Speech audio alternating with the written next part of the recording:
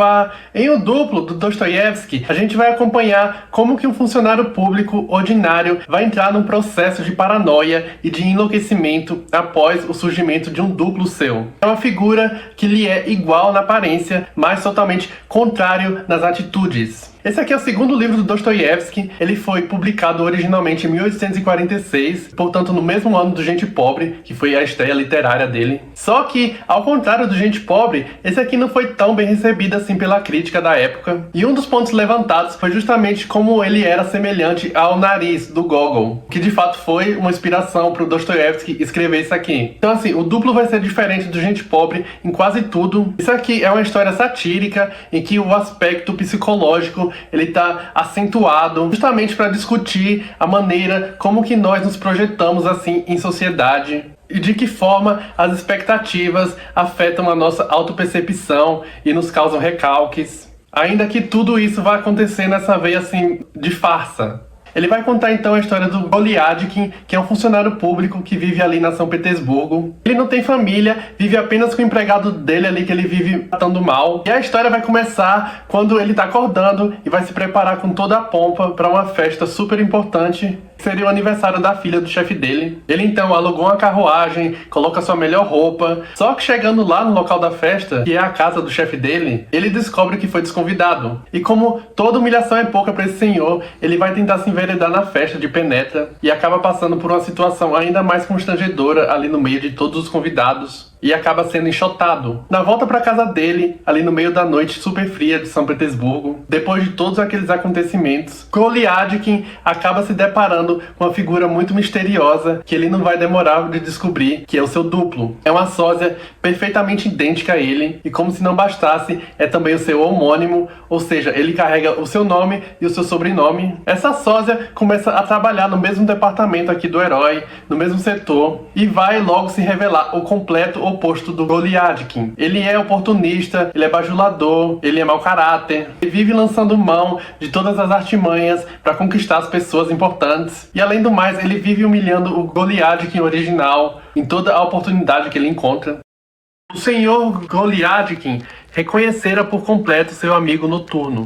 O amigo noturno era ele mesmo, o próprio senhor Goliadkin, outro senhor Goliadkin, mas absolutamente igual a ele. Era, em suma, aquilo que se chama o seu duplo, em todos os sentidos.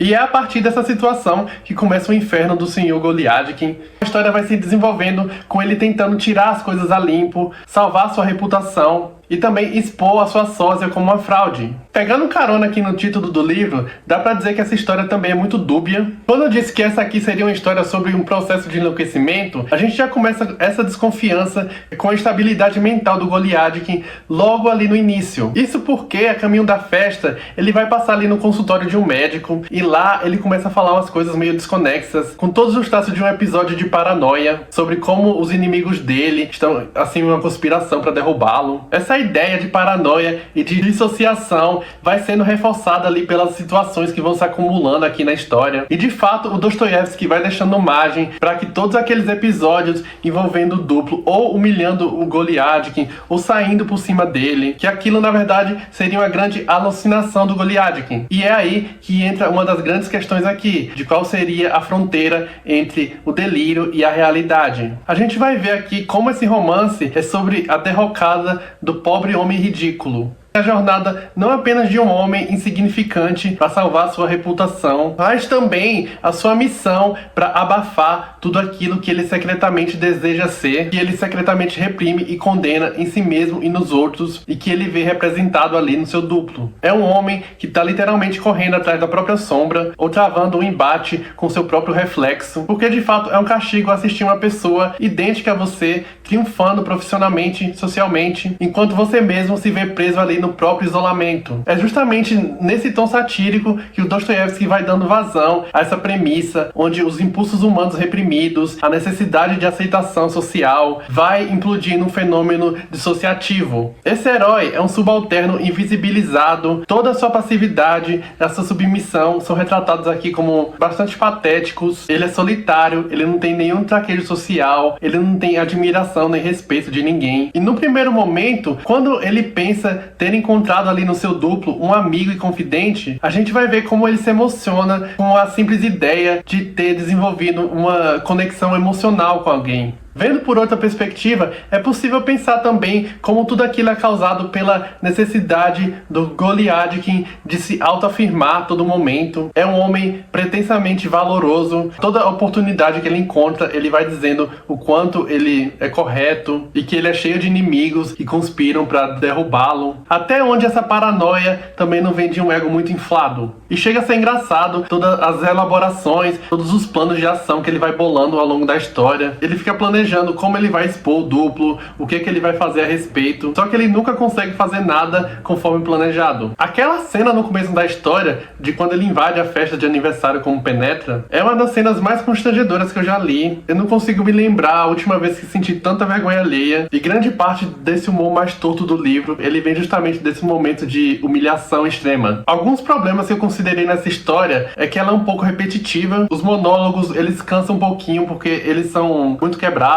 as frases do Goliadkin são incompletas, e assim, deu pra entender porque de fato ele é um homem muito confuso, que não consegue terminar nada. Apesar disso, é um livro interessante, que ele vai funcionar como essa encenação tragicômica de um homem que tá perdendo a sua lucidez. É um homem que é vítima não apenas do seu meio, mas também da própria incapacidade de lidar com a sua inadequação. E é interessante como o livro vai acompanhando isso, intensificando aquela aura de pesadelo, ou então de delírio febril, até desembocar no final bastante enigmático. Então o duplo é no final das contas sobre um fulano que quer fugir de si mesmo porque ele não consegue conviver com sua própria desimportância. A gente vê como a derrocada psicológica, a loucura, os limites da sanidade são temas que fascinam o Dostoiévski. E assim, os conceitos de id, ego, superego do Freud ainda não tinham sido propostos quando esse livro saiu. E de fato é muito interessante como dá para encarar tudo o que acontece aqui nessa história como uma manifestação dessas ideias. E uma coisa a ser notada é que uma das primeiras incursões do Dostoiévski em uma literatura mais psicológica tem acontecido na forma de uma tragicomédia.